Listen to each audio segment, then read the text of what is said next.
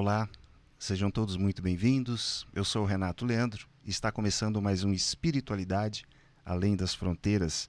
Esse espaço aqui preparado para falarmos de espiritualidade. E no episódio de hoje nós falaremos sobre uma religião que é a religião que mais cresce no mundo. São mais de 1 bilhão de adeptos. Alguns dizem 1 milhão e 300 milhões de adeptos, alguns dizem 1 milhão e 500 milhões de adeptos, mas enfim é uma religião que cresce demais. E não estarei sozinho no episódio de hoje. Estou aqui com a minha parceira, Michele Vale. Tudo bem com você, Michele? Tudo lindo, Renato Leandro. Fala, gente boa. Sejam bem-vindos a mais um episódio de Espiritualidade Além das Fronteiras. Toma Eu uma dei água, vai, aqui toma uma uma água, vai. enrolada, porque falar de espiritualidade, como eu sempre digo, é bom bom demais da da conta. O convidado de hoje, nós estávamos ansiosos por esse convidado, né, não? É verdade. Nós havíamos já até tentado ano passado e acabou não dando certo. Não dando certo, mas foi ótimo porque a gente foi dando uma olhada ali no material riquíssimo que ele tem na internet. É líder religioso, é historiador, é cientista social. E, gente, eu vou acrescentar aqui uma coisa que é a questão da criação de conteúdo. Esse convidado, ele é um criador de conteúdo digital, literalmente. Ele tem ali no espaço dele o que eu chamo de um dicionário sobre práticas religiosas, sobre a prática religiosa em questão, que é as práticas islâmicas. Exatamente. Então, seja muito bem-vindo, Sheikh Jihad. Boa noite, que a paz de Deus esteja com todos. Obrigado, Renato, Michele, também o Caio, Eliberto, e agradeço a espiritualidade além das fronteiras pelo convite.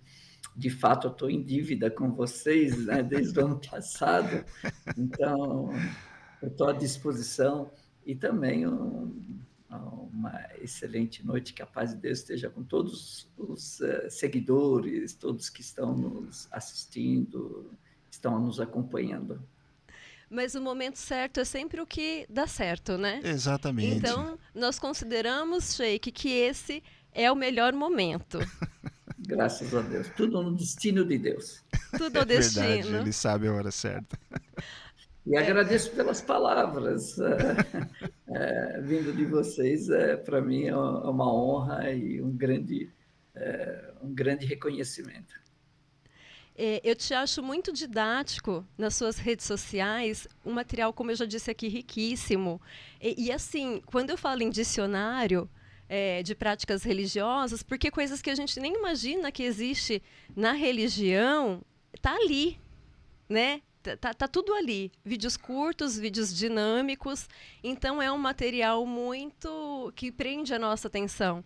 Então, por isso também da nossa ansiedade. E aí, enquanto a religião que mais cresce no mundo, a gente queria saber aí do líder da religião, representante aqui no Brasil, a que o senhor atribui a esse crescimento? Bom, primeiro agradeço a Deus por mais um dia de vida, por nos reunir em volta da mesa do conhecimento, né? E também de podermos falar para o público brasileiro que às vezes tem pouco conhecimento, pouco acesso à religião islâmica, à cultura islâmica, e agradeço a vocês por estarem sendo essa ponte, né, cultural entre a religião islâmica e aqueles que não conhecem a religião e a cultura islâmicas. E respondendo à tua pergunta, Michele,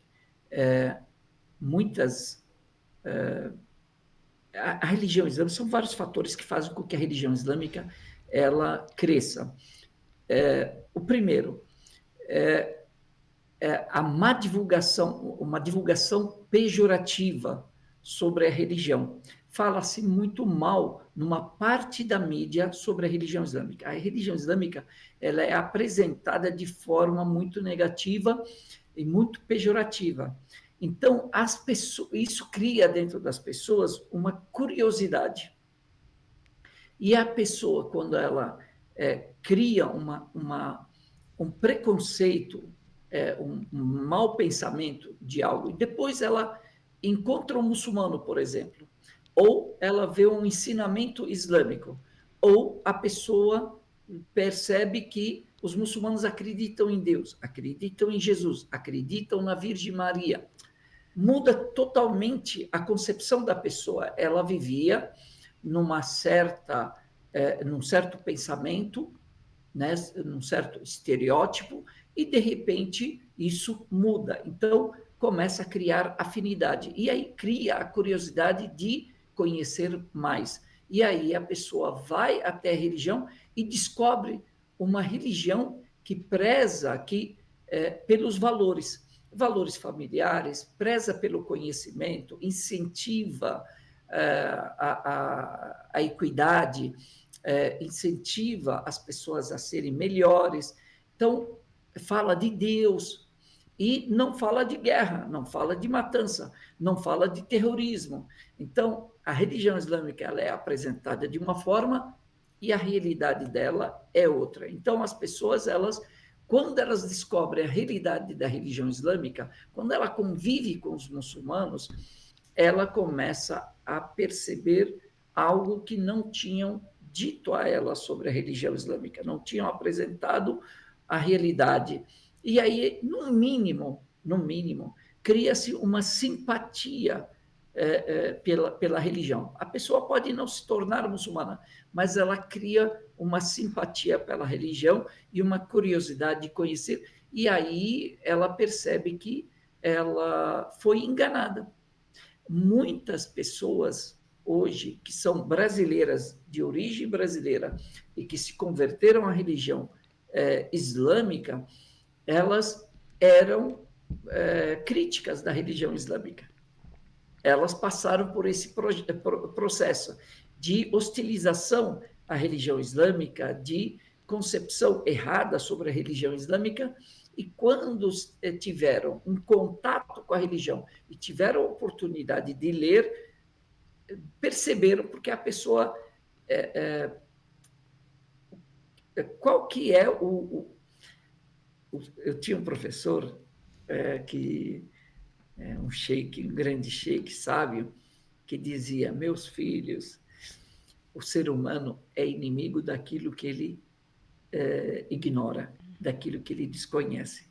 Quando a pessoa não conhece algo, se ela tem duas opções: ou ela vai e conhece, ou ela se recua, e aí ela cria uma inimizade, ela cria um preconceito contra aquilo que ela desconhece. Então, o ser humano ele é inimigo daquilo que ele desconhece. Quando eu não conheço, eu me torno inimigo dele. Eu não quero saber, e começa a criar imaginação, né, sobre monstros, sobre a religião e seus adeptos. E isso é o que acontece. E aí, quando vê um sorriso de um muçulmano, ou uma gentileza, ou vê alguma coisa agradável, todo aquele pensamento, todo aquele preconceito,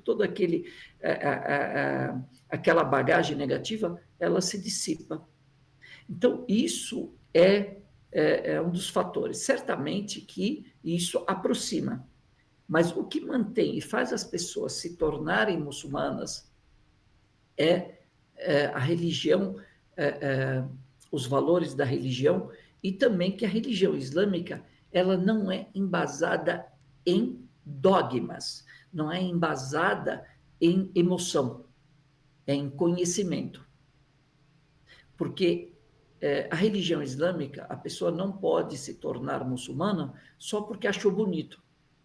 Por quê? Porque a religião islâmica ela é embasada em conhecimento, em pesquisa, em conscientização. Por quê?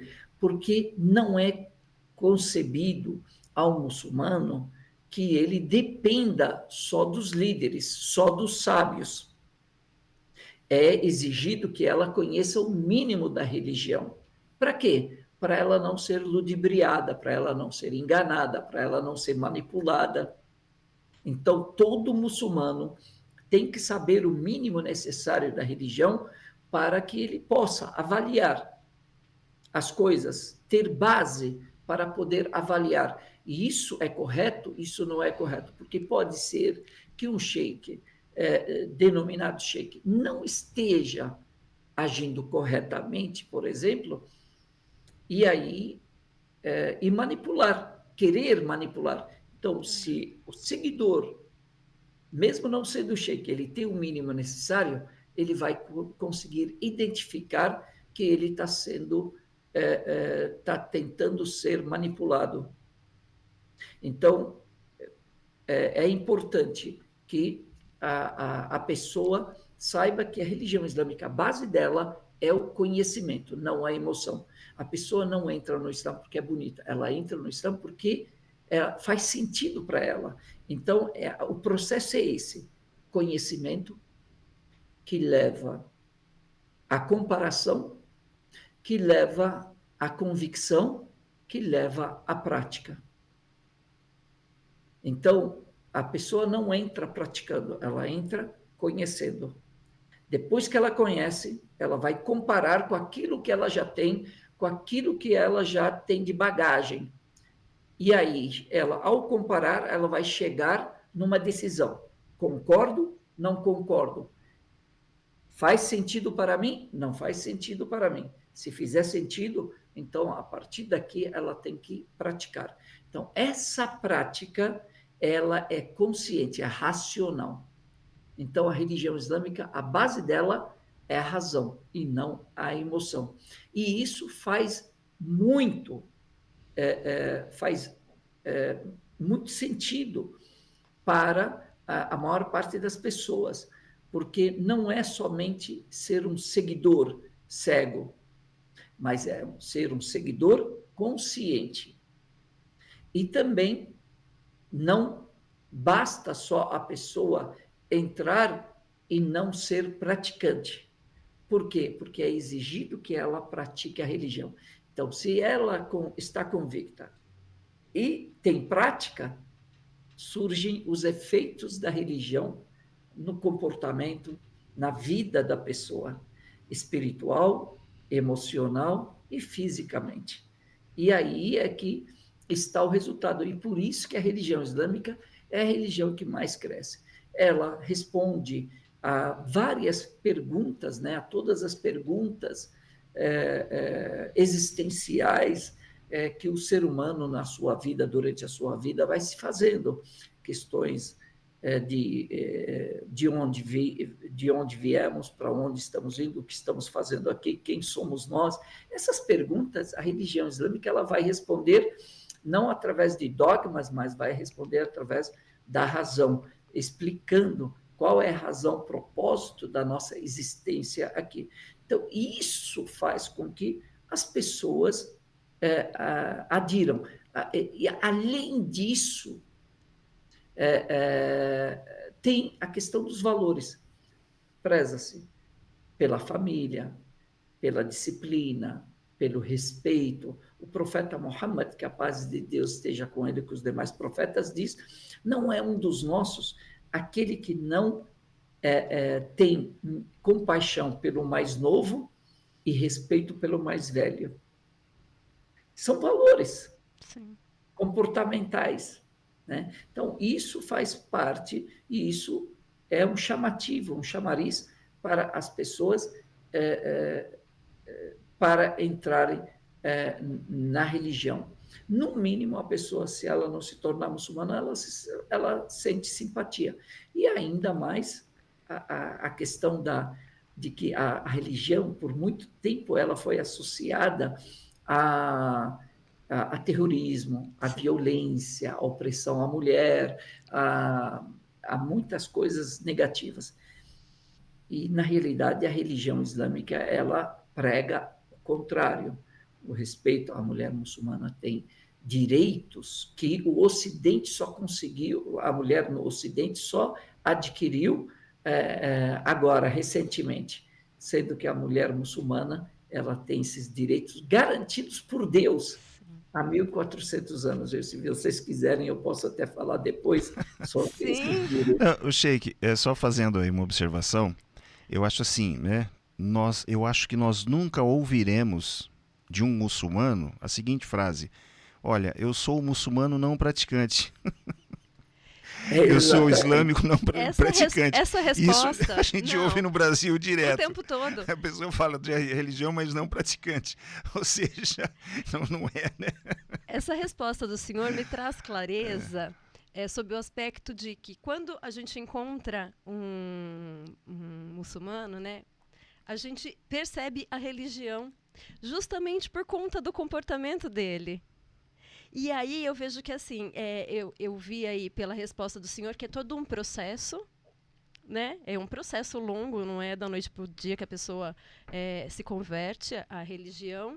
Mas a partir do momento que ela decidiu por conhecer, por aceitar, por fazer sentido, aquilo reflete no dia a dia dela.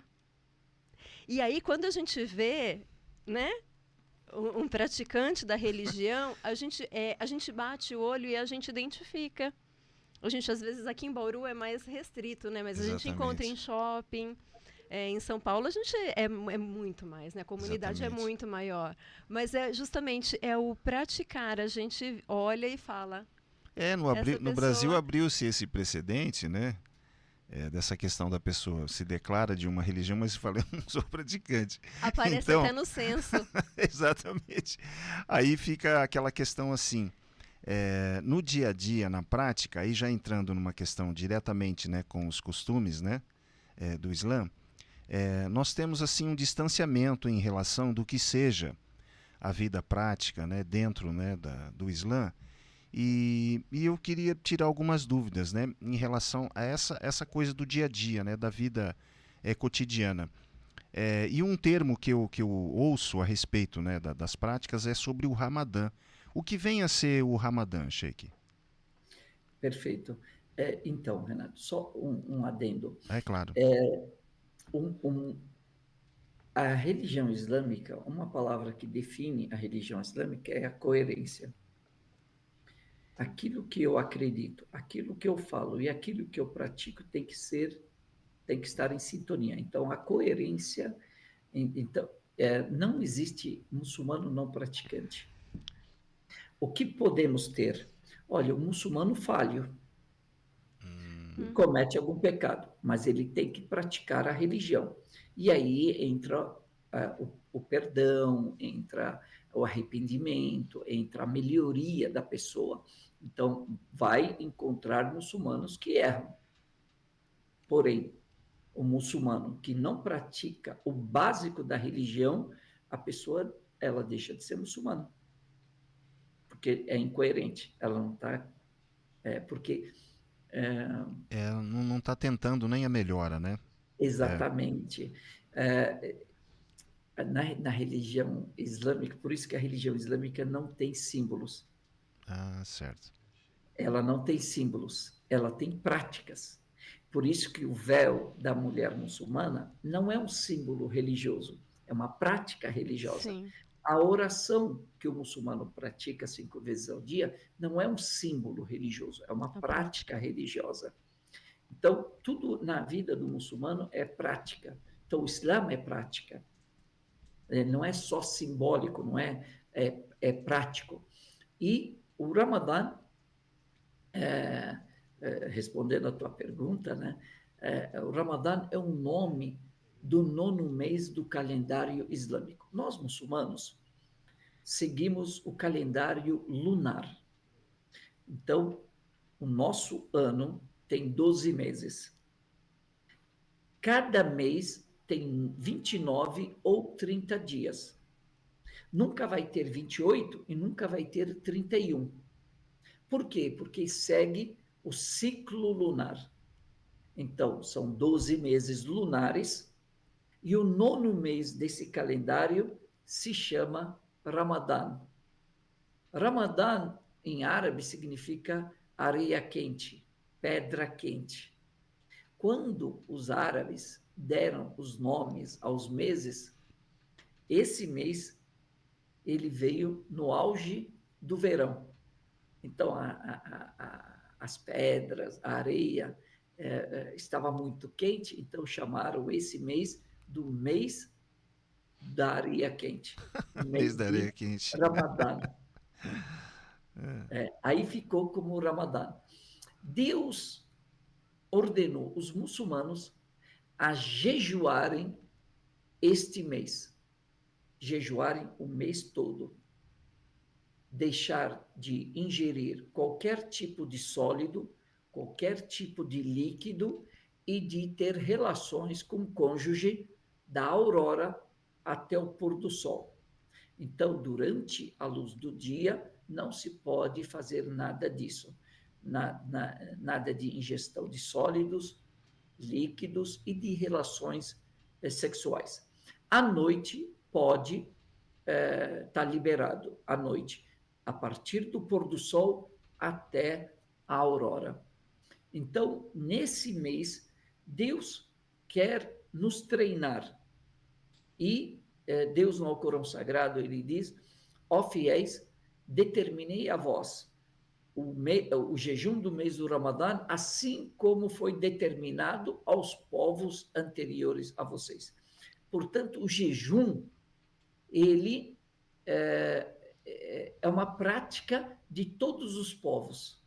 Pode ver, o jejum, ele existe em todas as religiões, em todas as culturas.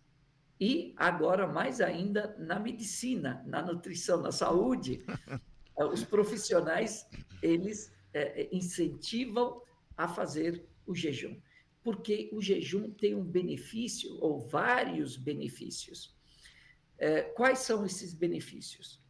Primeiro, uma pausa para o corpo, para desintoxicar, né? Segundo, é uma elevação, uma purificação espiritual, uma purificação mental e uma purificação física. Também esse jejum é a adoração mais secreta que existe. Nenhuma outra adoração ou prática é tão secreta como o jejum. Por quê? Porque eu posso estar rezando para te agradar. Eu posso estar fazendo caridade para sair no Instagram e nas redes sociais. Eu posso estar sendo caridoso ou sendo educado, polido, porque estou em público. Então, tudo eu consigo mostrar para as pessoas, todas as minhas práticas eu consigo mostrar, menos o jejum. Ninguém sabe se eu estou de jejum ou não.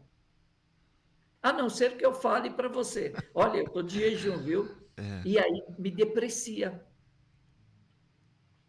Então, o jejum é a adoração mais sigilosa e mais sincera que existe a Deus. Ninguém fica sabendo. Então, não tem como eu desviar a intenção. Ela fica pura e ela permanece sincera a Deus. Também dos benefícios e dos propósitos do jejum é a pessoa valorizar o alimento, valorizar o mínimo necessário que mantém a pessoa viva. Porque no dia a dia, no nosso conforto, muitas pessoas têm a geladeira farta, a sua mesa farta, né? E o que acontece? As pessoas começam a desdenhar, começam a desprezar, começam a desperdiçar comida. Ah, isso eu não quero. Ah, isso eu não quero. Quando ela passa fome, quando ela faz o jejum, ela quer o mínimo, ela quer um pouquinho de água e quer um pouquinho de comida, e qualquer comida serve. Quando nós estamos com fome. Treina a nossa humildade. Por quê? Porque a pessoa orgulhosa, ela só vira humilde quando ela precisa, quando ela sente necessidade. E a fome é uma necessidade. Faz com que a pessoa que tenha um coração duro ou frio, ele se aqueça e amoleça.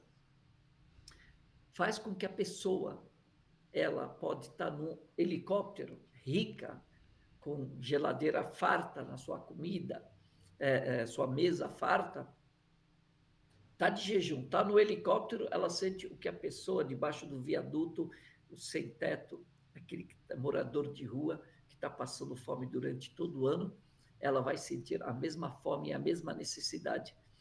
Isso é um incentivo para que a pessoa pense no outro e também passe a ajudar. Também faz com que as pessoas, elas se socializem, se confraternizem, convivam umas com as outras, elas percebam que elas precisam umas das outras.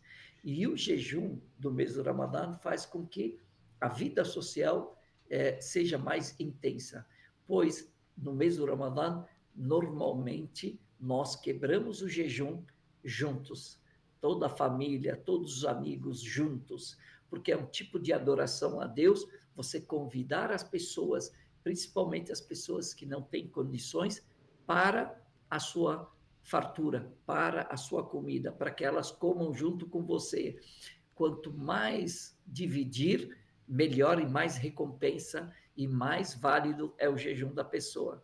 Então, as pessoas se confraternizam mais, fortalecem os laços sociais e a pessoa, ela se eleva espiritual, mental, emocional e fisicamente. Muito bem, você O viu? Ramadã tem um mês específico, Sheik? Ou cada pessoa define o período? Não, ele Tem um tem um mês. que é o nono mês do calendário islâmico. Ah, é o Então, nono mês, o senhor falou. Para todo É, mundo, né? todos os é, muçulmanos jejuam, iniciam o jejum no tá. mesmo dia e terminam no mesmo dia. O que acontece é que, às vezes, as pessoas falam, tá, no calendário nosso cai em que mês? Não tem como definir. Por Sim, quê? O nosso calendário aqui no Brasil, ele é regido pelo Sol. sim. E nós temos 365 dias. O calendário lunar islâmico tem 355, 360 dias aproximadamente. 355 dias. E aí, então, são 10 dias a menos que o Sim. calendário solar. Então, ele vai andando pelo ano todo, por todas as Todo ano dá estações. uma diferença, pelo menos de 10 dias, né? Sim. É. A menos, Sim. exatamente. Esse ano começa, acredito que 1º de março. A cada 3 anos, praticamente um mês de diferença, né? Dariam 30 Exatamente, dias. Então não exatamente. tem o fixo, né? Eu vou entrar numa questão aí, eu vou aproveitar a questão do Fica à Ramadã, vontade. porque, por exemplo, aqui no Brasil tem os testemunhas do Jeová que não aceitam transfusão de sangue. Tem os adventistas que não praticam nenhuma atividade ao pôr do sol da sexta-feira até o pôr do sol do sábado. Isso semanalmente. Eles ficam aí nesse período sabático. Dentro do Islã, tem alguma proibição, seja ela alimentar ou prática mesmo, de se faz, isso não faz, isso come, isso não come? Tem isso dentro da religião islâmica? Tem sim. Nós, primeiro, temos o nosso dia, vamos dizer, o feriado semanal, é às sextas-feiras. E no horário, nós temos o que seria para os católicos, por exemplo, a missa de domingo, né? Sim. Para nós é na sexta-feira, ao 12:30 ou 1 hora da tarde, dependendo da localidade. Então, todos os homens muçulmanos têm que se direcionar e têm que ir para a mesquita, que é o templo religioso islâmico, nesse horário e nesse dia. Então, as mulheres não são obrigadas, elas são isentas, mas elas podem ir se quiserem, mas não são obrigados. Os homens são obrigados. Por quê? Porque eles é obrigação deles adquirir conhecimento e levar para as suas famílias, para as mulheres da família.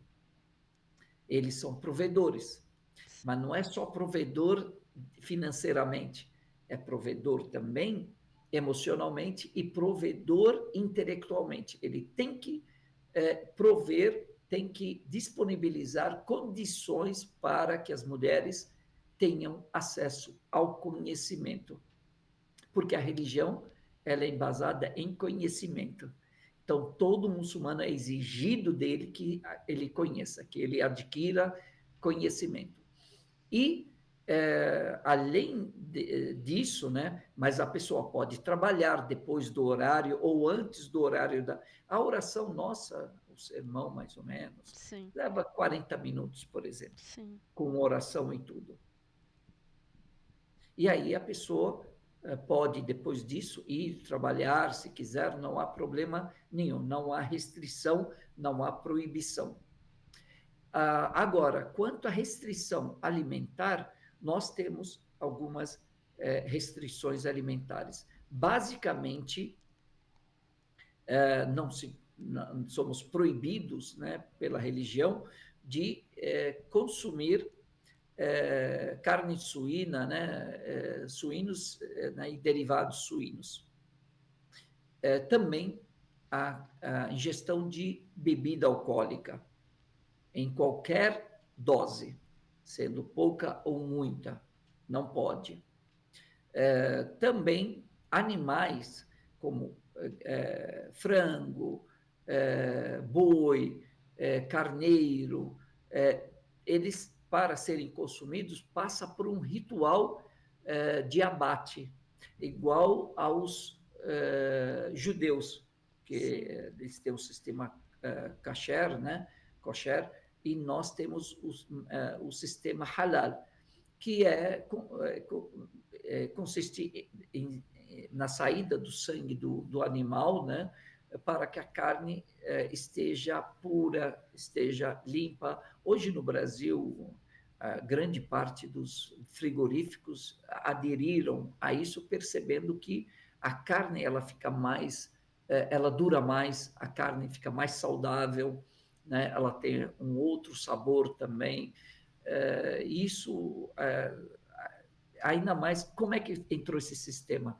Por causa que muitos frigoríficos exportam para o mundo islâmico, para países islâmicos. Eles fizeram uma adequação. E aí entrou esse sistema e muitos frigoríficos acabaram aderindo a esse sistema, vendo que há um benefício, né? Tem alguns animais que são proibidos de serem consumidos, todo animal, toda ave de rapina, todo animal que tem caninos, né? Agora, peixes, tudo que é do mar é liberado. Tudo que é do mar, tudo que é do rio, da água, é liberado. Aqui, em relação especificamente à carne bovina, né? Aqui no Brasil, no caso, o muçulmano, para consumir, normalmente nos açougues não há uma especificação que aquele corte foi feito, né? Dentro das regras, né? Que normalmente os judeus também fazem, né? E os muçulmanos também praticam. Como que vocês fazem para adquirir a carne aqui no Brasil, no açougue comum? É complicado isso para vocês, assim, né? O muçulmano adquirir, né? Ele tem que ser dentro dessas regras, né? Antes era bem difícil, porque havia um sistema de abate que não condizia com os preceitos, com as regras islâmicas. Hoje, com esse novo sistema, né, que muitos frigoríficos, os maiores frigoríficos estão aderindo, hoje você fica mais tranquilo. Porém, existe um preceito islâmico que diz que quando eu estou num país de maioria cristã, eu posso comer a carne abatida pelos cristãos. Por quê? Porque os cristãos, quando vão abater, não abatem para ídolos, não cometem a idolatria. Então, abatem e lembram o nome de Deus, ou pelo menos são monoteístas. Então, para nós é permitido, assim como também para o abate dos judeus. Então, essa é uma facilidade que a religião ela me dá. Então, se for judeu ou cristão, o abate deles, se eles abaterem corretamente, para mim já é lícito eu consumir né? essa carne. Que Mas diferente, né? é o que você falou, né? Antigamente a gente sabia que os animais nos frigoríficos não eram abatidos, muitas vezes pistola, a marreta, né? Acabava, Desrespeitoso É, demais, né? é. Com o era muito alimento. dolorido, e isso é proibido pela religião.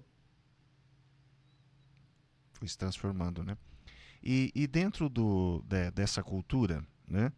Da cultura do Islã, no nosso dia a dia, existe a questão do alimento, né? Carne de porco é proibido, álcool proibido. Então a gente vê que o comportamento em geral que passa pelo alimento, ele também abrange outras áreas, né? Então, por exemplo, se a pessoa ela tem a intenção de se converter, né, ao Islã, eu não sei, o senhor poderia até esclarecer. Se, por exemplo, uma pessoa se converte ao Islã, ela pode casar com uma pessoa que não seja muçulmana? A religião islâmica, ela permite que o homem muçulmano, possa casar com uma cristã ou judia, além da muçulmana, certamente. Então, é permitido para ele. Por quê? Porque a religião o obriga a respeitar a religião da sua esposa. Então, ele não pode impor a ela a sua religião. E ele tem que respeitar. E por quê? Porque a base do cristianismo, a base do judaísmo e a base do islã é a mesma. É a mesma base. Crer em Deus único. Então, existem 6 pontos que a pessoa precisa crer para se tornar muçulmana, se tornar monoteísta, que é a mesma base do cristianismo e judaísmo. Crer em Deus único, crer em todos os anjos, que existem anjos criados por Deus, crer em todos os livros celestiais que Deus enviou através dos seus mensageiros, crer em todos os profetas enviados por Deus. Nós, muçulmanos, acreditamos em todos os profetas enviados. Noé, Abraão, Moisés, Jesus, Muhammad, todos eles nós acreditamos que sejam enviados por Deus. Crer no dia de juízo final, que existirá um dia de juízo final, existirá o dia do julgamento, e as pessoas serão apresentadas a esse julgamento e elas terão o paraíso como recompensa ou o inferno. E para nós, o paraíso e o inferno são físicos. E também crer no destino. Então, se a pessoa crer nesses 6 pontos, ela se torna muçulmana, que é a base do monoteísmo, né? Então, um muçulmano praticando isso, acreditando nisso, essa pessoa se torna muçulmana. Então, o muçulmano é obrigado a respeitar. Deus no Alcorão Sagrado diz: La ikraha fid-din. Não há imposição quanto à religião. Olha só, Deus está falando que nós não podemos impor a ninguém a nossa religião. Então, eu impor a você a minha religião, eu estou pecando, eu estou errando, eu estou agindo desconforme a ordem de Deus. Porque aqui que existe a liberdade religiosa e existe o livre-arbítrio. Eu posso apresentar a minha religião para você, mas eu não posso te obrigar a segui-la. E aqui, essa parte é muito importante. A diferença entre discordar, né? Eu discordo de ti, você discorda de mim. Isso é direito meu e direito teu. O que nós não podemos é desrespeitar um ao outro.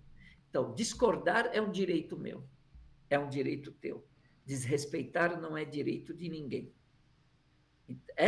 Se nós soubermos a diferença entre um e o outro, nós vamos poder conviver com todas as pessoas em harmonia. E isso é um quesito para a pessoa, o muçulmano que vai se casar com uma cristã ou uma judia. Então, o muçulmano ele é obrigado a respeitar a religiosidade tem que ser monoteísta, não pode ser politeísta, tem que ser monoteísta. Perfeito. Então, o muçulmano só pode casar com uma monoteísta. O contrário, não. Uma muçulmana não pode casar com um não muçulmano. Por quê? Para garantir o direito da prática religiosa dela. Por quê? Eu como religioso ou como a religião islâmica, ela obriga o marido a respeitar a religiosidade da sua esposa.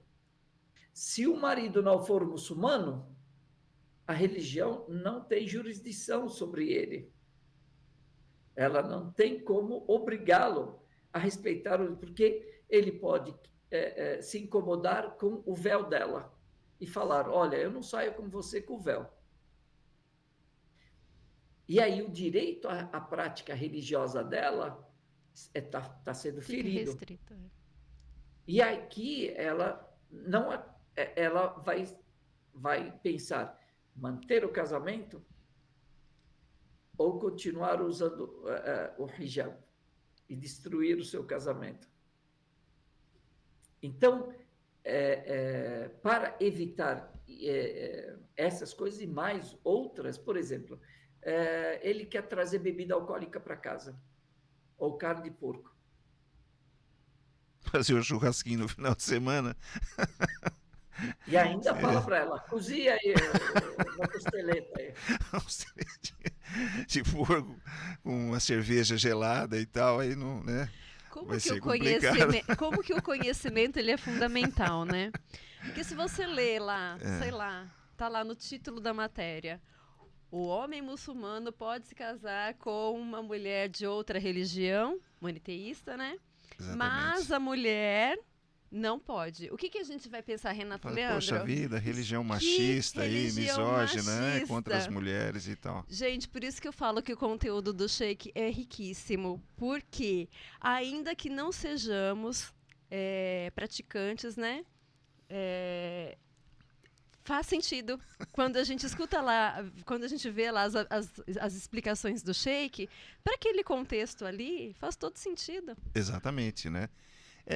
Essa visão é assim, para que ela preserve, né, essa possibilidade, né, de continuar com as práticas, né, islâmicas, sem se submeter, né, à relação do homem aí impondo, né, uma questão sobre ela, porque essa coisa de ferir, né, os preceitos religiosos, né, é muito importante para o muçulmano. Então, se ela casa com uma pessoa, a mulher casa com um homem, né, que faz o churrasquinho de domingo, né, com a carne suína e a cerveja, a questão não é que ele está fazendo uma prática diferente da dela. A questão é que ele está ferindo aos preceitos que ela acredita. E esses preceitos são fundamentais na vida, não apenas dentro da mesquita, né? É o lugar e o papel que cada um ocupa, né, dentro ali da família, que também faz muito sentido. O papel do homem, enquanto religioso dentro da família, é um, e da mulher é diferente. Então, né? Agora, assim... As atribuições. Sim. Agora, assim... Desculpa, Sheikh, só para fazer... assim, me chamou a atenção essa questão do monoteísmo, né? Então, por exemplo, nós temos essas, né, 3 religiões, né, que são monoteístas, judaísmo, né, cristianismo e o islamismo. Fora dessas religiões, por exemplo, se a mulher muçulmana quiser casar com uma pessoa que tem uma prática, por exemplo, a pessoa é budista, ou a pessoa é umbandista, ou mesmo se for um ateu, então ela não tem a permissão para casar, é isso? Não. Não, né? Por quê? Porque a religião, como eu disse, a religião é racional. Sim. Qual que é o objetivo do casamento? É encontrar a tranquilidade. É a pessoa ser feliz. Ninguém casa por caridade. Todo mundo casa porque está pensando na sua felicidade. Essa questão de que eu vou casar para fazer o outro feliz. Não, isso não é verdade. Eu caso para eu ser feliz. Agora, eu ser feliz passa por fazer o outro feliz. Mas eu estou pensando na minha felicidade. As pessoas casam para elas serem felizes. Então, a felicidade está na harmonia, na tranquilidade. É o porto seguro. Por isso que a pessoa volta para casa, ela encontra aconchego na sua esposa, a esposa encontra segurança, aconchego no seu marido, os dois encontram tranquilidade um no outro. Então, essa é a felicidade. E para que isso aconteça, é preciso que os valores sejam compatíveis. E os valores espirituais são os que mais aproximam as pessoas ou mantêm, vamos dizer, mantém o casamento, mantém o matrimônio. A beleza e o amor aproximam, mas não mantêm o casamento. O que mantém o casamento, o matrimônio, é a compatibilidade de valores, de pensamentos, de cultura. Então, a religião ela fala, olha, quanto mais compatível, melhor. Então, isso nós temos que iniciar antes do casamento. Por isso que na religião, já falando de um tema, por isso que dentro da religião, antes do casamento, não pode ter toque físico entre o casal. Porque é o momento onde um conhece o pensamento e os valores do outro. Se são compatíveis, então agora nós vamos para o casamento e para a parte física. Por quê? Porque o mais importante existe, que é a compatibilidade de pensamentos, espiritual. E hoje muitas pessoas, elas se divorciam tal, por conta que depois acabou a paixão, acabou aquele fogo, e aí assenta um pouquinho, e a pessoa começa, a razão vem e começa a enxergar. E aí as pessoas começam a ver, a discutir coisas pequenas, incompatibilidade de pensamento, de crença, e aí elas começam, devia ter falado, devia ter discutido isso antes. Por exemplo, a criação dos filhos, a educação dos filhos. Qual caminho seguir? Por exemplo, o pai, por exemplo, quer que a filha use biquíni na praia, e a mãe muçulmana não quer, porque não são valores E como é islâmicos. que vai fazer? Eu estou chamando a atenção para alguns detalhes, porque tem a comida, tem várias questões que no matrimônio, né, a gente vai descobrindo um do outro. Por isso que é muito importante as pessoas casarem embasadas na razão. Então, a razão vem antes, depois vem a emoção. Na religião, eu costumo falar para as pessoas, para os jovens, né, que no Islã nós casamos e depois namoramos. Inverte o processo, né? Porque se a pessoa namora antes, imagine que você está correndo 100 metros rasos, aí está, né? 100 metros rasos. E vai disputar com outras pessoas para chegar no prêmio. Antes de correr, eu estou recebendo o prêmio. Qual o motivo, qual o propósito de correr, de competir? O prêmio veio antes. O prêmio veio. Não, perdeu. Sabe que eu já vi uma pessoa da área, um especialista da área de relacionamentos, ele não era nem religioso, e ele falava, ele tocava mesmo justamente nessa questão que o senhor toca. Que a questão é onde o casal vai gerar conexão nessa questão de um conhecer o outro. E não é na parte sexual, porque as pessoas entendem que o que gera conexão é o sexo. Não. E essa pessoa dizia que não é. Se você não se conecta com a pessoa ali, quando você conhece, no conversar, no trocar ideias, né, no compartilhar outras coisas, não vai ser através do sexo que vai gerar essa conexão. Então, por isso que muitos relacionamentos começam ali com data de validade, né? Os relacionamentos chegam ali no prazo de um ano e meio, que já acabou a paixão. O fogo, o fogo, como diz o Sheik. E aí essa relação tende a terminar mesmo. O profeta Muhammad, que a paz de Deus esteja com ele, com os demais profetas, para nós o profeta Muhammad é como Jesus, como Moisés, para nós eles são enviados por Deus para um certo propósito, para nos orientarem, para nos ensinarem, para nos guiarem para o caminho correto, né? O caminho de Deus. E ele diz, um homem busca numa mulher 4 coisas, ou uma dessas 4. Busca numa mulher, se casa com uma mulher por causa da sua beleza, ou por causa da sua riqueza, ou por causa da sua nobreza, faz parte de uma família nobre e tal, ou por causa dos seus valores. E ele diz, busque aquela que tem valores e você terá sucesso. Por quê? Porque a beleza pode ir, pode desaparecer. Sim. A riqueza também. A nobreza também, valores não. Então, quando as pessoas casam por causa dos valores, o que vier junto com os valores é lucro. Soma, né? Exatamente.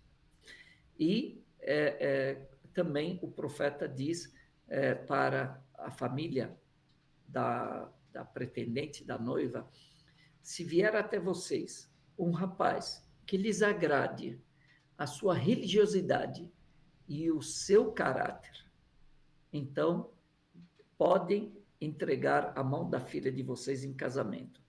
Por quê? O homem ele tem que ter 2 coisas. Religiosidade. Religiosidade é a sua conexão com Deus. É a conexão do homem com o seu Criador. Mas não basta para manter o casamento. Precisa ter bom caráter.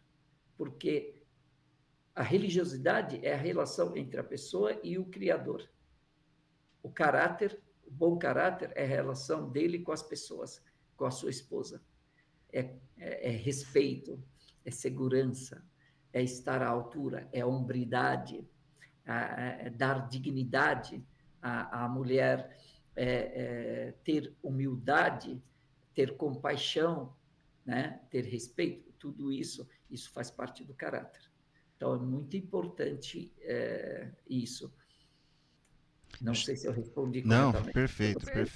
Eu queria só fazer voltando para essa questão religiosa, o senhor comentou a respeito das religiões monoteístas, né? Judaísmo, cristianismo e o islamismo. E há um personagem presente na revelação islâmica que é o anjo Gabriel, né? O anjo Gabriel servindo como, né, um representante de Deus, que enviou as informações para Muhammad, né, que aqui no Brasil se traduziu talvez de uma forma equivocada Maomé, as informações que Deus gostaria que Muhammad, através dos seus escribas, né, chegasse até nós. E há alguns registros do próprio anjo Gabriel em passagens cristãs. Por exemplo, diz que o anjo Gabriel foi ele que anunciou a chegada de Jesus, né?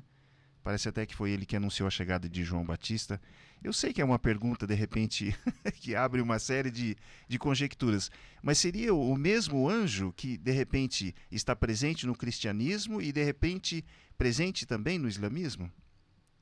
Sim, excelente pergunta. Aliás, todas as perguntas que vocês fizeram são excelentes, maravilha.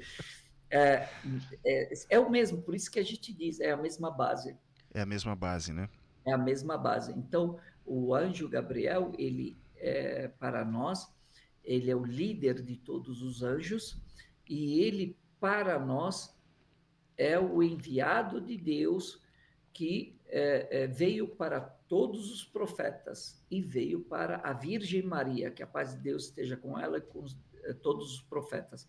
Então, ele que anunciou para Maria, que o verbo de Deus, o nascimento, né, o advento de Jesus, que a paz de Deus esteja com ele. Então, ele que se comunicava com os profetas, ele que trazia a mensagem, as escrituras de Deus para as pessoas. E para nós, muçulmanos, nós o chamamos, temos ele como o Espírito Santo. Então, para nós, o anjo Gabriel, ele é o Espírito Santo. Ah, perfeito, perfeito. Mas nós, tem um detalhe, nós não adoramos o anjo. Sim. Certo, correto, exatamente. Somente a Deus. Não adoramos Jesus, não adoramos Muhammad, como você disse, né? Maomé, aqui no Brasil chama.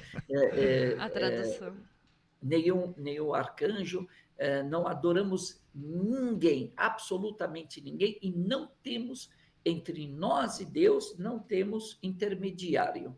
Sim. Todas as portas diretamente a Deus estão abertas. Então, nós adoramos a Deus, nós falamos com Deus diretamente, sem intermédio de ninguém.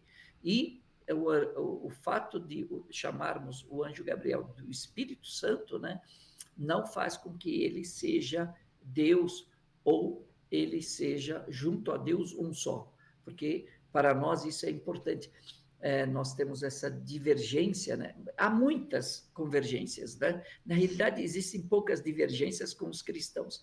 E uma delas é a questão da Trindade. Então, nós, muçulmanos, não temos a Trindade. Temos Deus único e temos o anjo Gabriel, o Espírito Santo, como criatura de Deus, e o profeta, né, e o Jesus, que a paz de Deus esteja com ele, com os demais profetas, todos os outros profetas, criaturas de Deus também. Então, Deus é o Criador e tudo que além de Deus é criatura dele. E Sheikh, e nessa relação com essas outras religiões cristãs, como fica após a morte? Para o islamismo, o que acontece conosco após a morte? Perfeito. Nós acreditamos que o caminho, né, a sequência de etapas da vida do ser humano é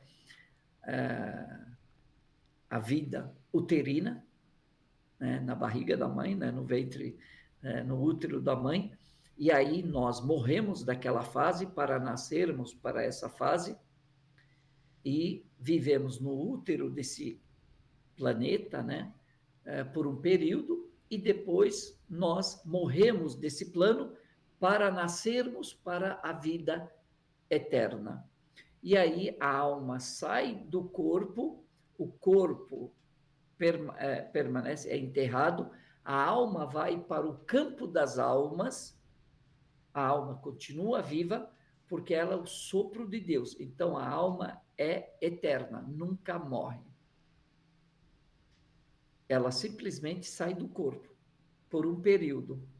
Ela permanece nesse campo das almas e quando acabar o mundo e vier o apocalipse, acabar o mundo e todas as pessoas morrerem, Deus ressuscitará todos os seres humanos, reconstituirá todos os corpos e cada alma voltará para o seu devido corpo e aí virá o dia do juízo final, o dia do julgamento. Então, na realidade, a alma nunca morre. O que morre é o corpo. A alma é o sopro de Deus. E aqui mais uma informação de que a memória, nós quando morremos, a memória acompanha a alma. Então, nós lembraremos, teremos memória de todas as pessoas, de tudo que aconteceu nessa vida. Nós carregamos junto com a alma todas as memórias. Então, reconheceremos as pessoas, teremos lembranças, memórias. Bem. E aí vem o juízo final, e aí é ali que você vai para o paraíso. ou inferno. E a entrada no paraíso ou no inferno é de corpo e alma. E aí é uma vida eterna. Tá Vale a vendo? pena andar na linha, né? Tá vendo? Vale a pena andar na linha, né? Porque ninguém tá querendo ir O pro Islã inferno, tá aí. não. Eu, hein? Sheik, De, em relação a essa coisa do. Eu até comentava, brincava com a Michelle, porque eu vi alguns comentários a respeito do Alcorão e eu achei maravilhoso. Né? E falei, vou perguntar para o Sheik. É verdade que o Alcorão ele foi produzido? Vou dar um exemplo aqui. Nós sabemos que 75% do planeta é água, é mar. No Alcorão, as citações que são feitas da palavra mar, elas correspondem a 3/4 das citações da palavra terra. É isso mesmo? Por exemplo, homem e mulher, como são iguais em tudo na criação de Deus, o número de citações da palavra homem tem que ser a mesma da palavra mulher. Confere isso, Sheik. exatamente. Esses são os milagres numéricos. Existem vários milagres no Alcorão. Existem os milagres numéricos, linguísticos, científicos. Então, por exemplo, Deus fala no Alcorão Sagrado sobre dois mares que se encontram e há entre eles uma barreira que os impede de se misturarem. E já custou um grande Pesquisador, né? pesquisador, o seu Nog, Exatamente. Trabalhava com oceanografia, exatamente.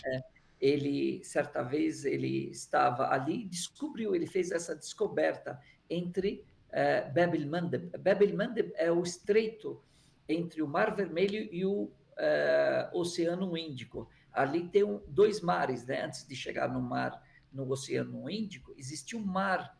Então, entre eles há uma barreira, há uma camada de água, e nessa camada de água, ela diferente. Tem uma espécie, né, viva ali que não é nem daqui e nem daqui. A água nem é daqui e nem é daqui. É uma barreira. É uma barreira. E ele, ao descobrir isso, ele viu Confirmou. que havia uma grande. E nessa missão havia um argelino, muçulmano. E ele falou: Olha, descobri e tal. E ele falando.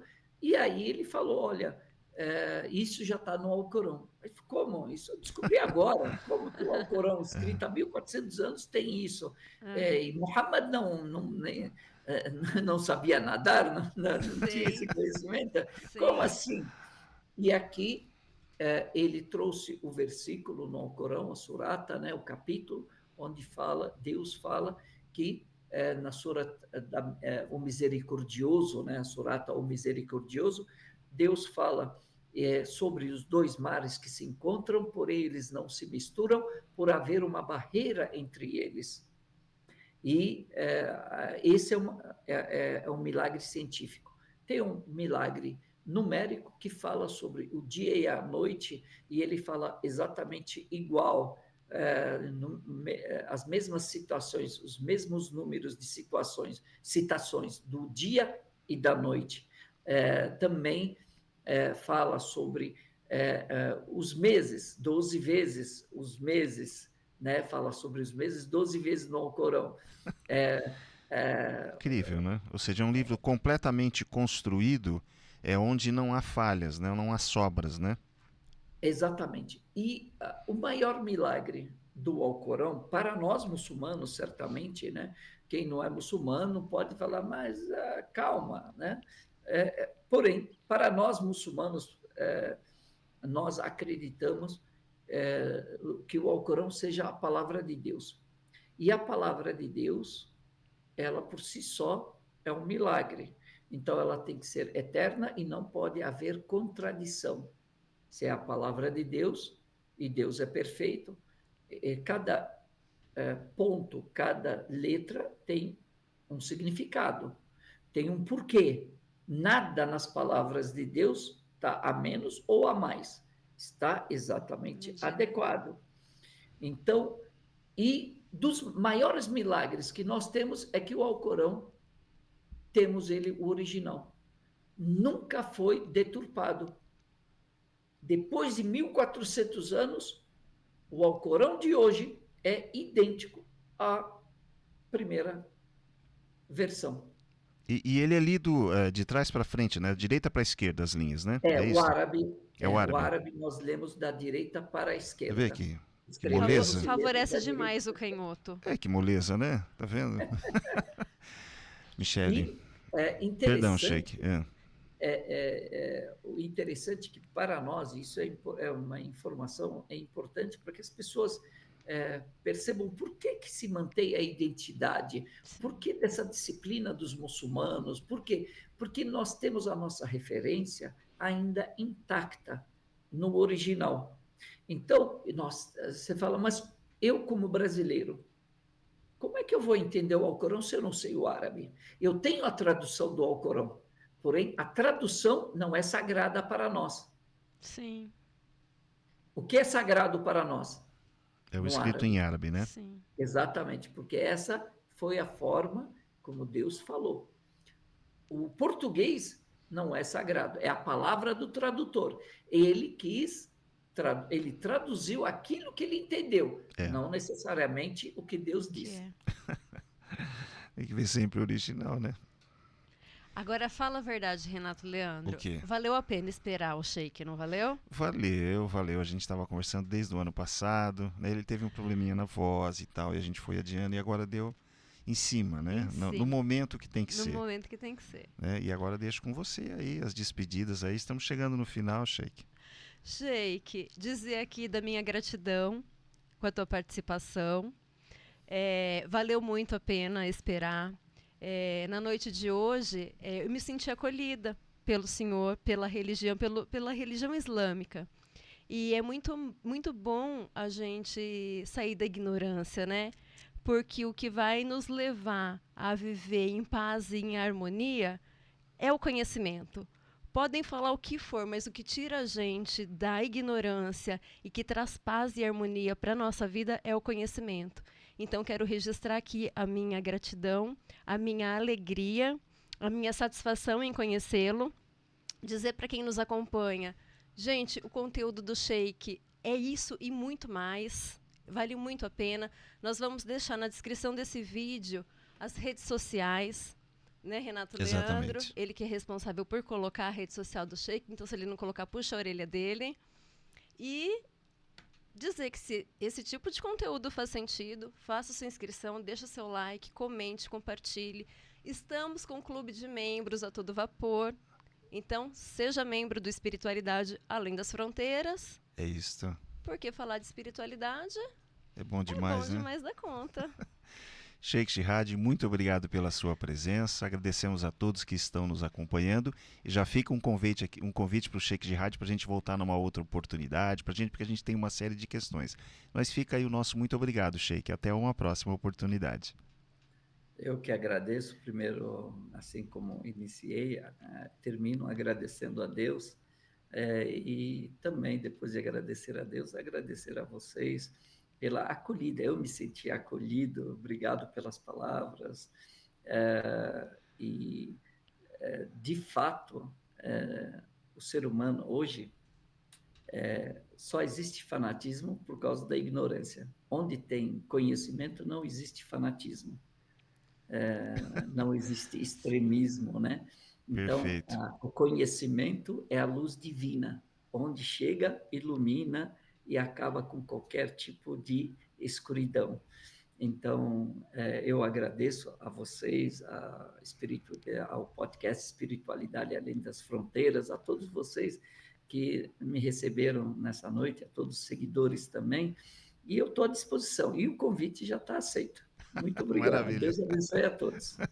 Muito obrigado a todos, gente. Deus. Boa noite. Até. Um beijo. Até.